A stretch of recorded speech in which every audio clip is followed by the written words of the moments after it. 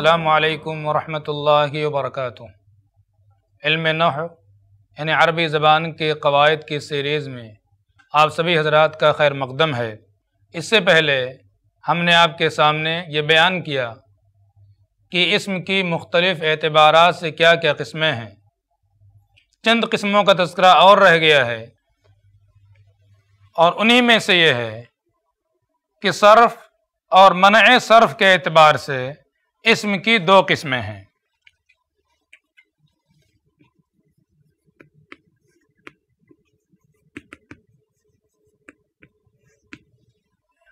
اسم کی دو قسمیں ہیں، ایک ہوتا اسم منصرف اور ایک اسم ہوتا غیر منصرف۔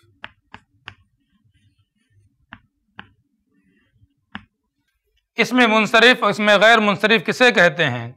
اسم منصرف اس اسم کو کہا جاتا ہے، وہ اسم معرب جو تنوین کو قبول نہ کرتا ہو۔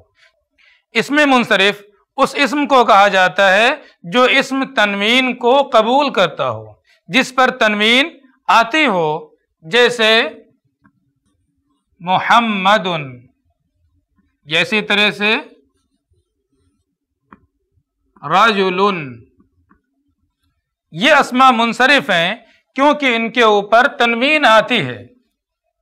وہ اسماء، وہ اسم جو تنوین کو قبول نہ کرتا ہو، اس اسم کو غیر منصرف کہا جاتا ہے، جیسے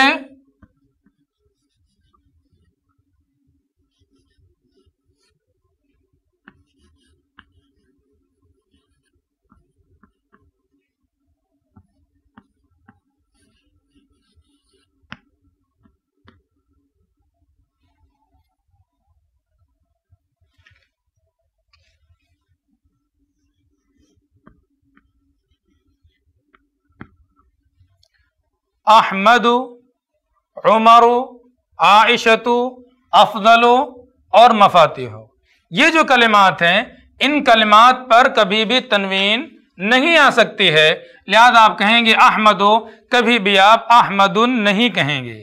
اسی طرح سے آپ کہیں گے عمر یا عمرہ، جیسا عامل داخل ہوگا، لیکن اس پر آپ تنوین نہیں لگا سکتے، عمر یا عمرن نہیں کہہ سکتے آپ۔ اسی طرح سے عائشۃ یا عائشتہ کہیں گے آپ، عائشۃن یا عائشتن یا عائشتن نہیں کہیں گے آپ۔ اسی طرح سے افضل کہیں گے، افضل نہیں کہیں گے، مفاتیح کہیں گے، مفاتیح نہیں کہیں گے۔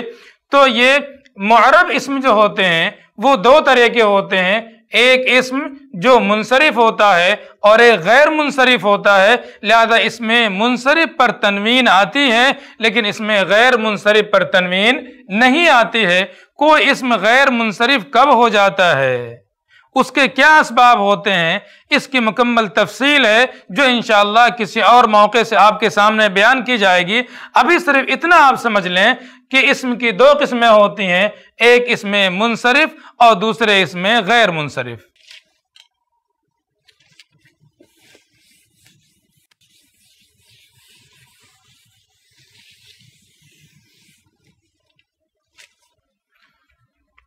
اسم کی ایک تقسیم اور ہوتی ہے، اور وہ ہے تعریف و تنکیر کے اعتبار سے۔ تعریف و تنکیر یعنی معلوم ہونے کے اعتبار سے یا نہ معلوم ہونے کے اعتبار سے، معلوم فرد ہے یا غیر معلوم فرد ہے، غیر متعین فرد ہے، اس اعتبار سے بھی اسم کی ایک تقسیم ہوتی ہے، اور وہ ہے نکرہ اور معرفہ۔ لہذا تعریف و تنکیر کے اعتبار سے اسم کی دو قسمیں ہیں، ایک ہے اسم نکرہ اور دوسرے ہے اسم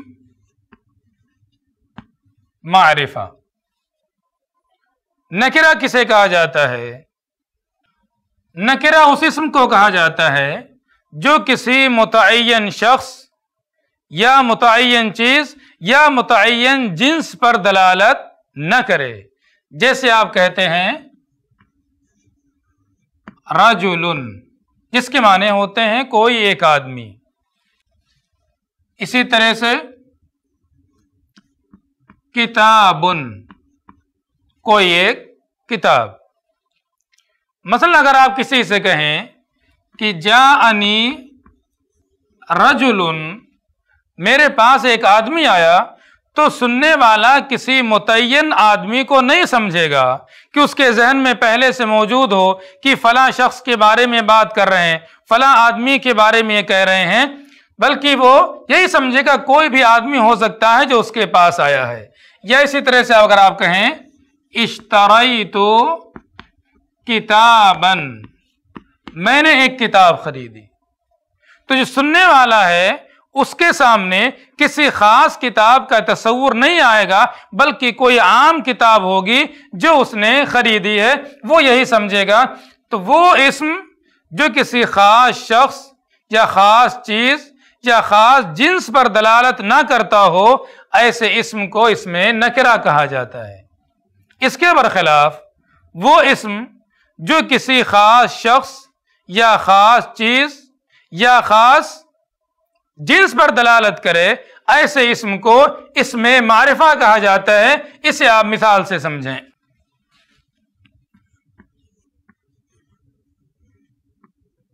جیسے الرجل،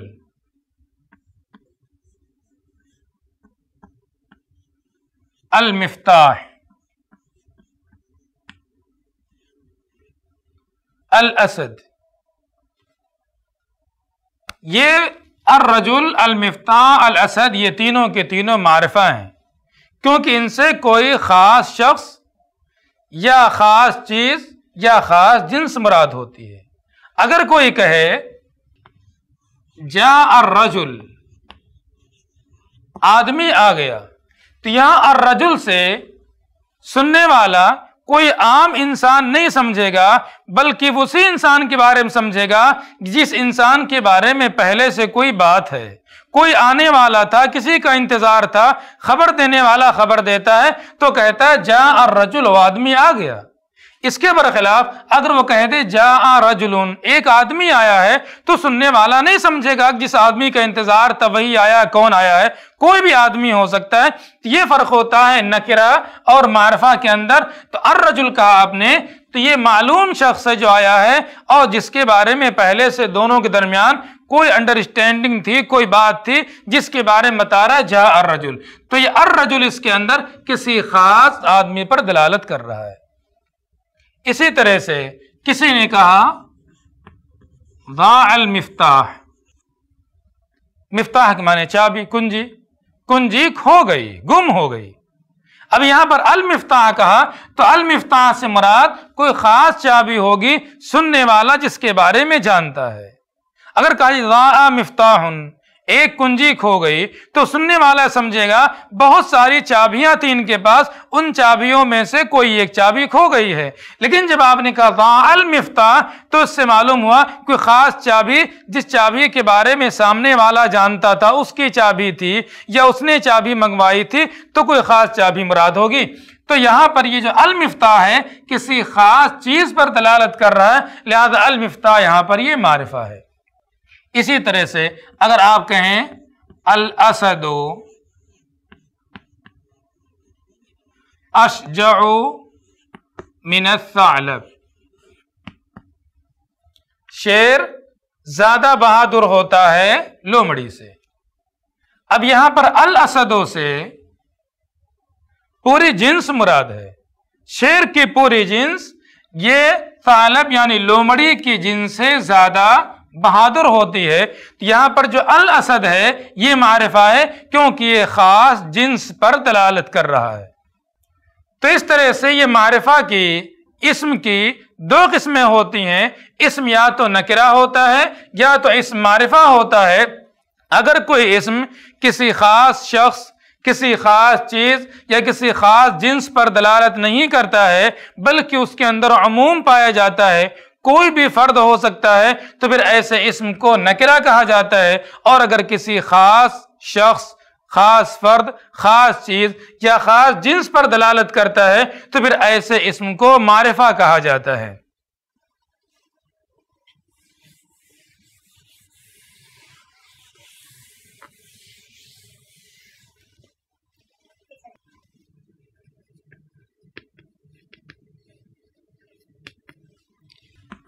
معرفہ کی قسمیں، معرفہ کی کل 6 قسمیں ہیں۔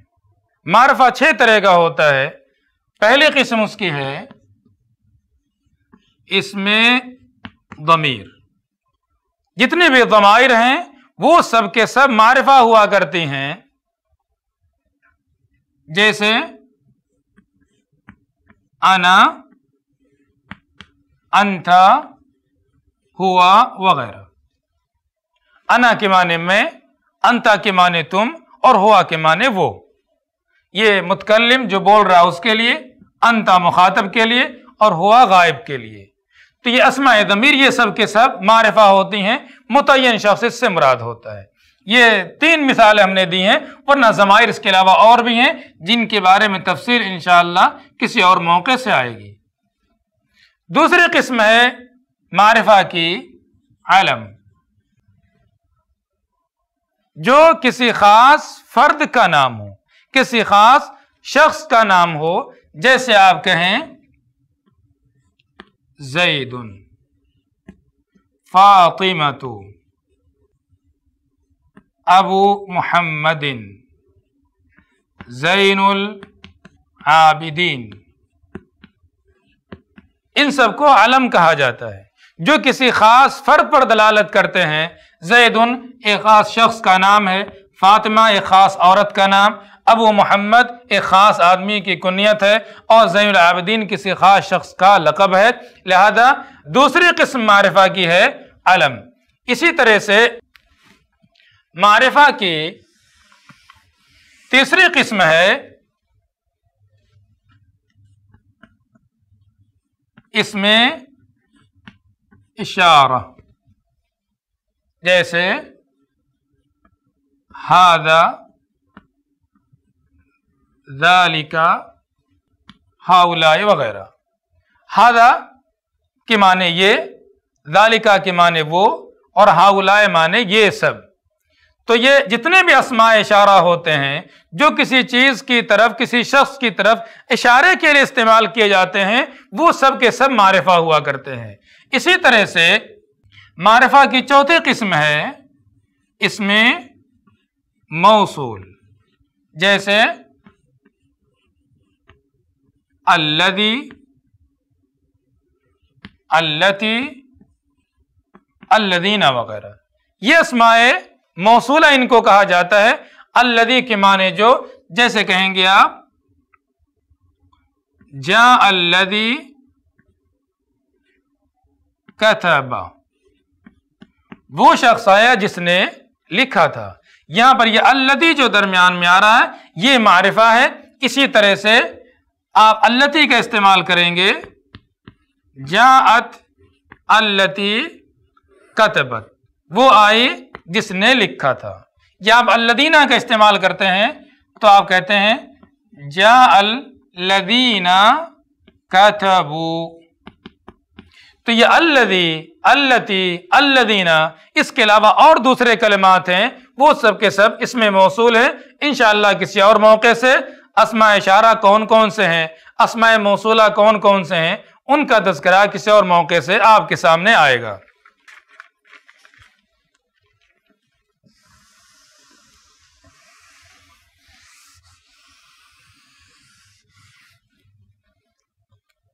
معرفہ کی 5ویں قسم ہے معرف بال، وہ اسم جس پر الف لام داخل کر کے اسے معرفہ بنا لیا جائے، جیسے الرجل، الکتاب۔ یہ معرفہ ہے کیونکہ اس کے اوپر ال داخل ہے، اصل ہے رجل، اس پر ال داخل کر کے، الف لام داخل کر کے الرجل بنا لیا جاتا ہے۔ اسی طرح سے کتاب نکرہ ہے، لیکن اس پر آپ الف لام داخل کر دیں تو یہ معرفہ ہو جاتا ہے اور آپ کہتے ہیں الکتاب۔ تو ہر وہ کلمہ کہ جس کے اوپر الف لام داخل ہو وہ کلمہ معرفہ ہوا کرتا ہے، اس سے کوئی متعین فرد مراد ہوتا ہے۔ اور اس کے بعد معرفہ کی 6ٹھی اور آخری قسم ہے مضاف الی المعرفہ۔ جو اس سے پہلے معرفہ کی 5 قسمیں آپ کے سامنے بیان کی گئیں، ان 5 قسموں میں سے کسی قسم کی طرف اگر کوئی اسم مضاف ہوتا ہے تو وہ بھی معرفہ ہوتا ہے۔ مثال سے اس کو سمجھیں آپ،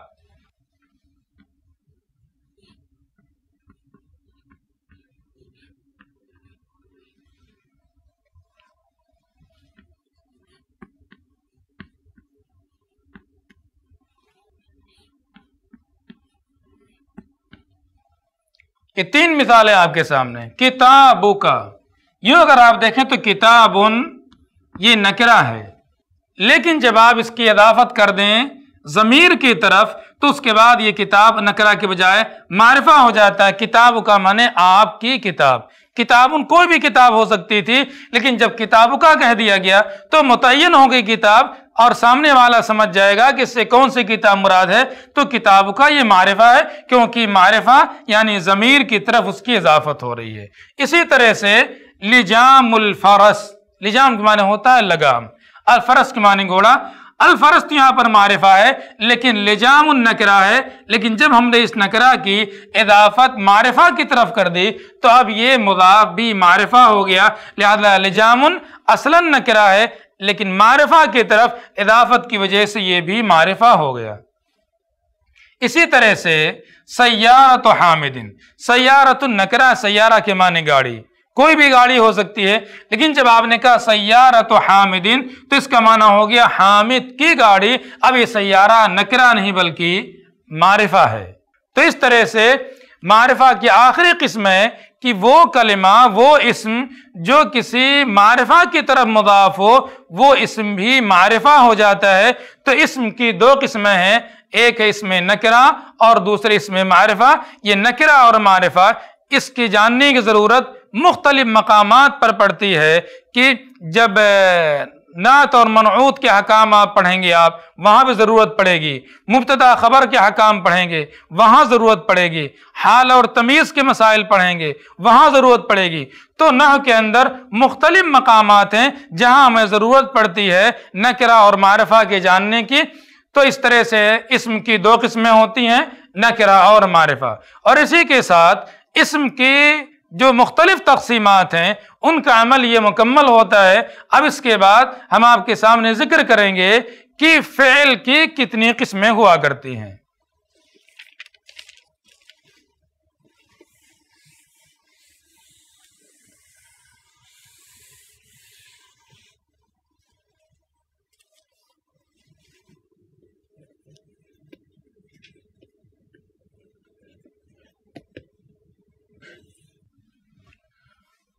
فعل کی قسمیں، جس طرح سے اسم کی مختلف اعتبار سے الگ الگ قسمیں ہوتی ہیں، کبھی آپ نے پڑھا کہ اسم کی دو قسمیں ہیں مذکر اور مؤنث، کبھی آپ نے پڑھا اسم کی دو قسمیں ہیں معرفہ اور نکرہ، کبھی آپ نے پڑھا اسم کی تین قسمیں ہیں واحد، تثنیہ اور جمع۔ اسی طرح سے فعل کی بھی مختلف اعتبارات سے الگ الگ قسمیں ہوتی ہیں، چنانچہ سب سے پہلی تقسیم ہے کہ زمانے کے اعتبار سے فعل کی تین قسمیں ہیں۔ نمبر ایک فعل ماضی، نمبر دو فعل مضارع، اور نمبر تین فعل امر۔ یہ فعل کی تین قسمیں ہیں، فعل ماضی، فعل مضارع اور فعل امر۔ فعل ماضی جیسے فعل، فعل، فعلوا، یا اسی طرح سے مکمل 14 صیغے اس کے آتے ہیں، انہیں فعل ماضی کہا جاتا ہے۔ فعل مضارع جیسے یفعل، یفعلان، یفعلون، اس کے بھی 14 صیغے مکمل آتے ہیں۔ فعل امر جیسے افعل، افعلا، افعلوا، اور اس کے آگے کل 6 صیغے مکمل اس کے آتے ہیں۔ تو فعل کی تین قسمیں، فعل ماضی، فعل مضارع، فعل امر۔ فعل ماضی فعلا وہ فعل ہے جو کسی کام کے گزشتہ زمانے میں ہونے یا کرنے کو بتائے کہ فلاں نے فلاں کام زمانے ماضی میں کیا ہے یا فلاں کام زمانے ماضی میں ہوا ہے، تو جو فعل کسی عمل کے زمانے ماضی میں گزرے ہوئے زمانے میں ہونے یا کرنے کو بتائے اسے فعل ماضی کہا جاتا ہے۔ جیسے اگر آپ نے کہا کتبا تو اس کا معنی ہوگا اس نے لکھا، کس زمانے میں؟ گزرے ہوئے زمانے میں، یہ کام ہو چکا ہے، ابھی ہو نہیں رہا ہے۔ فعل مضارع وہ فعل ہے جو کسی کام کے موجودہ زمانے میں ہونے یا کرنے کو بتائے یا آئندہ زمانے میں ہونے یا کرنے کو بتائے، جو زمان حال یا زمان مستقبل میں کسی کام کے کرنے یا ہونے کو بتائے، ایسے فعل کو فعل مضارع کہا جاتا ہے۔ جیسے یفعل مانے وہ کرتا ہے یا یفعل مانے وہ کرے گا، دونوں معنی کا اس کے اندر امکان موجود ہوتا ہے۔ جیسے کتبہ مانے اس نے لکھا، اور یکتبو اگر آپ کہیں، یکتبو کے معنی وہ لکھتا ہے، یہ یکتبو کے معنی وہ لکھے گا، تو اس کے اندر حال کا زمانہ یا مستقبل کا زمانہ ہوتا ہے۔ اور فعل امر وہ فعل ہے جس کے ذریعے سے مستقبل کے زمانے میں، آئندہ آنے والے زمانے میں کسی کام کے کرنے کو طلب کیا جائے۔ جیسے افعل کے معنی تم کرو، جب آپ نے کہا تو آپ کے کہنے کے بعد وہ عمل کرے گا، لہذا فعل امر وہ فعل کہ جس کے ذریعے سے آئندہ زمانے میں، مستقبل میں کسی کام کے کرنے کو طلب کیا جائے اسے فعل امر کہا جاتا ہے۔ جیسے اکتب، اکتب مانے لکھو، یا اسی طرح سے ارزق، اللہ سبحانہ وتعالیٰ سے کوئی طلب کرے، دعا کرے کہ اللہ تعالیٰ مجھے روزی دے، تو ارزق کے معنی ہوتا ہے روزی دے۔ تو یہ وہ کلمات ہیں جن کے ذریعے سے آئندہ زمانے میں، آنے والے زمانے میں کسی کام کو طلب کیا جاتا ہے کہ وہ یہ کام کرے، لہذا ایسے فعل کو فعل امر کہا جاتا ہے۔ تو اس طرح سے زمانے کے اعتبار سے فعل کی 3 قسمیں ہیں، فعل ماضی، فعل مضارع، فعل امر۔ اسی طرح کچھ لوگ چوتھی قسم بھی بتاتے ہیں اور وہ ہے فعل نے، لیکن اس کو کچھ لوگ فعل مضارع ہی کے اندر داخل کرتے ہیں کہ اس کے اوپر لائے ناہیہ داخل کر کے فعل مضارع پر اور فعل نہیں بنا لیا جاتا ہے۔ جیسے لا تفعل، لا تفعل کے معنی مت کرو ایسا کام، یہ کام نہ کرو۔ یا اسی طرح سے کہا جائے گا لا تکتب، لا تکتب مت لکھو، نہ لکھو تم۔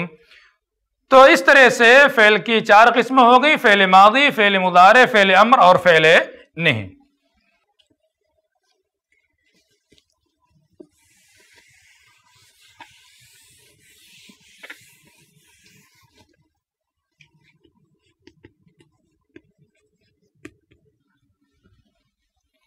اسی طرح سے فعل کی ایک اور تقسیم ہوتی ہے اور وہ ہے لزوم اور تعدی کے اعتبار سے فعل کی 2 قسمیں ہیں، لازم اور متعدی، لیکن انشاءاللہ اس کے بارے میں ہم مزید تفصیلات آپ کو آئندہ درس میں بتائیں گے۔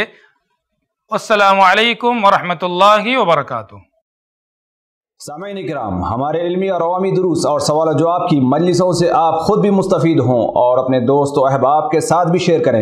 عین ممکن ہے کہ آپ کے شیئر سے کسی کی اصلاح اور آپ کے لیے صدقہ جاریہ بن جائے۔